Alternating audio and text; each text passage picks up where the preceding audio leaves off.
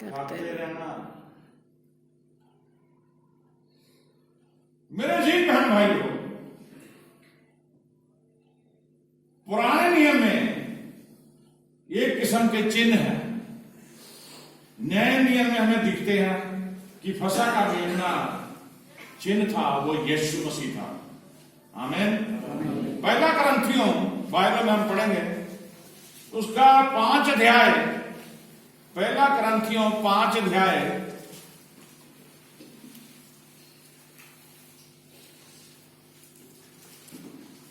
5 की 7 पढ़ दो जल्दी। पुराना खमीर निकाल कर अपने आप को शुद्ध करो। देखो यहाँ पे लिखा, वहां उन्होंने क्या खाई थी? अखमीरी रोटी। यहाँ पे प्रभु ने क्या लिखा? पुराना खमीर। यहाँ खमीर आ गया शब्द, अखमीरी नहीं आया यहाँ। पुराना खमीर निकाल कर अपने आप को शुद्ध करो कि नया गुना हुआ आटा बन जाओ। नया गुना हुआ आटा बन जाओ, ताकि तुम खमीरी हो। अखमीरी ताकि तुम गुंदा हुआ आटा बन जाओ, ताकि तुम अखमीरी हो। क्योंकि हमारा भी फसह जो मसीह है बलिदान हुआ है। हमारा भी फसह जो मसीह है बलिदान हुआ है। हालेलुया। इस्राएलियों को कैसे प्रभु ने मिस्र से निकाला, गुलामी की जंजीरों से निकाला, तो तड़प रहे थे। प्रभु ने उन्हें चिन्ह दिए कि अपनी चौखट के अलंगों पे वो जो मेमने का लहू बहेगा वो लगा लेना।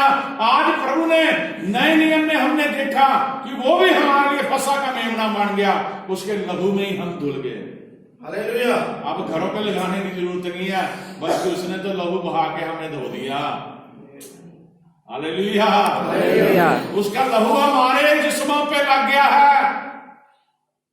अब जो चलते फिरते जिस्म है, इनके ऊपर यीशु का लहू लगा हुआ है।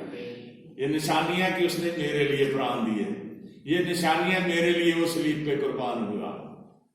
कितने लोगों को समझ आ रही बात? ध्यान से सुनिए, वचन बहुत बढ़िया। और मुझे जब प्रभु ने दिया, मेरी आंखों में आंसू भर गए थे कि मेरे प्रभु ने किस तरह से, वहां तो इसराइलियों को एक जानवर जो है कह सकते हैं मेमना जीवा करके परमेश्वर ने बल भी दिया, उन्हें चंगाई भी दी, उन्हें गुलामी से भी निकाला। और हमारा यीशु मसीह खुद कुर्बान हो गया, वो खुद मेमना बन के जीवा हो गया। Hallelujah, hallelujah, hallelujah, hallelujah. ध्यान से सुनने लायक ये शब्द है। यहां पे पौलुस ये कहता है, पुराना खमीर निकाल कर। पुराना खमीर यहां पता किसे कहा गया? जो हमारे अंदर पाप है। Hallelujah, hallelujah. जो पाप हम करते हैं या कर चुके हैं, पुराना खमीर निकाल कर अपने आप को शुद्ध करो, यानी कि साफ कर लो, पापों से मुक्त कर लो, कि नया गुना हुआ आटा। Hallelujah, hallelujah. उन्हें कहा था कि ताजा आटा गूंदो, उसकी रोटी बनाओ, और जो तुम मेमना का मांस खाओगे वो रात में उसी समय खाना। विधि क्या थी खाने की? जूते डाल के, कमर कस के, लाठी पकड़ के, बिल्कुल अलर्ट हो गए फौजियों की तरह फटाफट उसे खाना है, जल्दी जल्दी, और उसमें से कोई बचना नहीं चाहिए। अगर बच जाए तो सुबह उसको क्या कर दो? आग में जला दो। लोग क्या करते हैं? इतना महंगी चीज फेंकनी है, सुबह खाएंगे, 3 दिन खा लेते हैं। परमेश्वर की परवाह नहीं है। और कुछ लालचियों ने वहां भी करा होगा, ऐसा रख लिया होगा कि रास्ते में खा लेंगे, हो सकता है। लेकिन परमेश्वर ने हुक्म दिया था ना, जो मैंने कहा पेट भर खाओ और चलो, और जो बच जाए उसे जला देना। और ये भी कंडीशन रखी थी, पानी में नहीं बनाना, उसे भून के। हालेलुया। साग पात, कड़वे साग पात के साथ।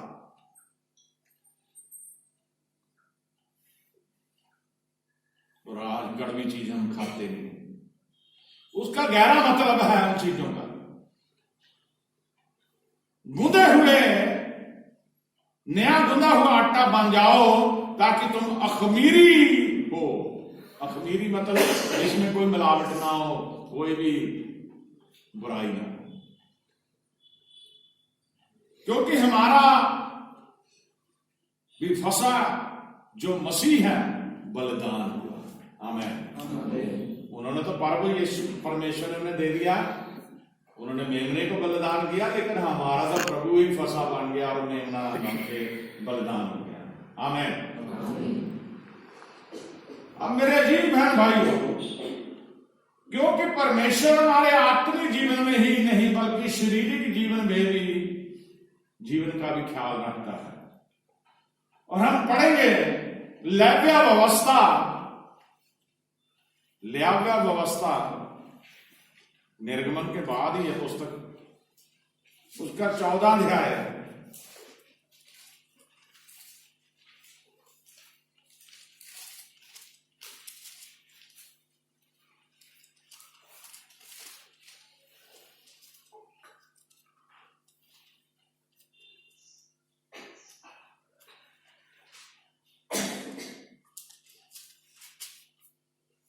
चौदह की 1 से 7 तक पढ़ेंगे। फिर यहोवा ने मूसा से कहा, हाँ, ध्यान से सुनिए। कोढ़ी के शुद्ध ठहराने की व्यवस्था यह है। हाँ, यहाँ पे देखिए, एक कोढ़ी को शुद्ध करने की विधि बताई है परमेश्वर ने। किसे बताई है? मूसा को। हम ईश्वरीय चंगाई के बारे में सुन रहे हैं।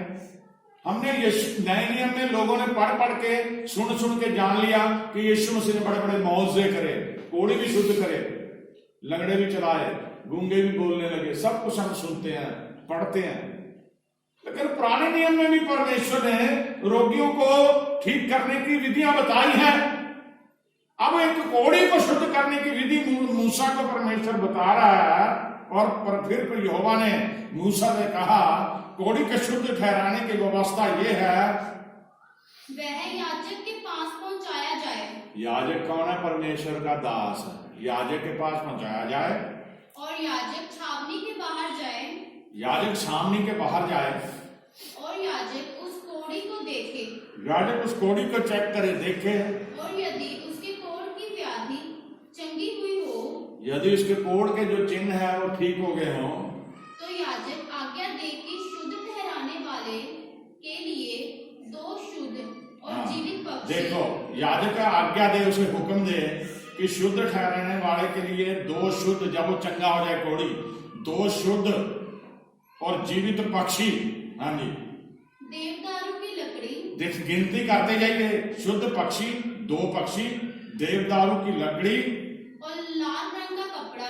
लाल रंग का कपड़ा और जुफा। ये सब लिए जाए। आज अगर किसी को कह दो, लोग कहेंगे ये कहाँ लिखा है, ये तो जादू टूणे हैं। जादू टूणे कहेंगे याजक के सामने। तो प्रभु यीशु मसीह ने लोगों के दिमाग को देख लिया। अब तो ऐसी कोई विधियां करते नहीं याजक, लेकिन पुराने अहदनामे में पढ़ी है, परमेश्वर ने ये मूसा के जरिए ये विधि ठहराई थी कि याजक कहे कि 2 पक्षी के जोड़ा, यानी कि देवदारू की लकड़ी, लाल रंग का कपड़ा, जूफा लिए हुए जाए। हाँ, और याजक आज्ञा दे कि एक पक्षी बहते हुए जल के ऊपर। एक याजक हुक्म दे कि एक पक्षी बहते हुए जल के ऊपर मिट्टी के पात्र में बलि किया जाए। बड़े ध्यान से सुनना। हाँ, तब वह जीवित पक्षी को देवदारू की लकड़ी तब वह उस जीवित पक्षी को देवदारू की लकड़ी और लाल रंग के कपड़े और जूफा इन सबों को लेकर एक संग उस पक्षी के लहू में, उस लहू में जो बहते हुए जल के ऊपर बलि किया गया है, डुबा दे। और कोढ़ से शुद्ध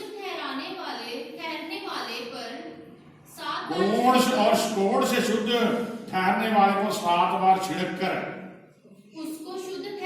उसको शुद्ध ठहराए। तब उस जीवित पक्षी को मैदान में छोड़ दे। आमीन। देखिए कितनी विधि बताई है, कईयों को सुन के भी याद नहीं रहेगी, घर जाके पढ़ा करिए बात। अब इसे आप बड़े ध्यान से देखिए, किस तरह से हम देखते हैं बाइबल में। यहां पर हम देखते हैं कि कि एक कोढ़ी को शारीरिक चंगाई अर्थात उसे चंगा करने का जो वर्णन है, जहां याजक परमेश्वर दो पक्षी दिए गए, जो एक उनमें वो क्या दर्शाता है, एक है यीशु मसीह, दूसरे हम हैं। हालेलुया। जो पानी के ऊपर जिबा किया गया, मिट्टी के पात्र में लहू बहाया गया, वो मेरा यीशु मसीह है। और जो कोढ़ी को ऊपर वो लहू लगाया गया, वो हम हैं। हालेलुया। ऐसा वचन आपको बहुत काम सुनने को मिलेगा। परमेश्वर दो पक्षी दिए गए, एक यीशु मसीह, दूसरा हम हैं। जो देवदारू की लकड़ी, देवदारू की लकड़ी वो क्रूस को दिखाती है, क्योंकि हमारा यीशु मसीह लकड़ी पे कुर्बान हुआ, क्रूस, लकड़ी के क्रूस पे कुर्बान हुआ। हालेलुया। जो मिट्टी का पात्र है, मिट्टी का बर्तन है जिसपे वो पक्षी जीवा किया गया, बलि किया गया, वो नम्रता का पहरावा है जो हमारे यीशु मसीह ने पहना हुआ था। लोग उसके दाढ़ी के बाल नोच रहे थे, लोग उसके मुंह पे थप्पड़ मार रहे थे, उसके सर पे कांटों का ताज रख के, आगे चल के मैं बताऊंगा आपको। और लाल रंग का जो कपड़ा है वो हमेशा छुटकारे के विषय में बोलता है। बोलो हालेलुया। लाल रंग का कपड़ा। और अगर आज किसी को कह दो ये विधि, वो कहेगा पंडित पांडे करते हैं जी, ये तो हिंदू करते हैं, ये तो टूणे हैं जी, ये तो टोटके हैं जी। बाइबल भरी पड़ी है। लोगों ने जो कुछ कर रहे हैं ना, लोग आपको दिख रहे हो, बाइबल में से करी जा रहे हैं सभी पढ़ पढ़ के। हालेलुया। जो जूफा है, एक छोटा पौधा होता था, उसका इस्तेमाल लहू लगा के उसको इस्तेमाल किया जाता था। जैसे परमेश्वर ने हुक्म दिया था अपने दरवाजों पे क्या कर देना, निशान लगाना। वो जूफा का पौधा ही था, उसमें डबो डबो के खून में निशान लगा रहे। हालेलुया। हालेलुया। जो बहता हुआ जल वो वचन का प्रतीक है। हालेलुया। जो बहता हुआ जल है वो परमेश्वर का वचन है। जो डुबा देना है, उसमें बाद में उसे क्या करना, सभी को डुबा देना, वो यीशु मसीह की मृत्यु है। हालेलुया। हालेलुया। पहला पक्षी लहू में के दूसरे पक्षी को उसमें डुबा के छोड़ना यीशु मसीह का पुनरुत्थान है, जीवित हो जाना। प्रभु यीशु मसीह ने मौत को उसने फतेह पा ली। हालेलुया। हालेलुया। अब आपने हजारों बार ये वचन पढ़ा होगा, आपने तो वचन पढ़ा, आप तो यही पढ़ेंगे। वहां परमेश्वर ने एक रोगी को चंगा करने के लिए ये विधि बताई मूसा को, लेकिन इतना गहरी बात किसी को नहीं पता होगी कि ये सब कुछ यीशु मसीह के अब जब आएगा वो उसके लिए सब कुछ लिखा गया है। उसने लहू बहा दिया, हम चंगे हो गए,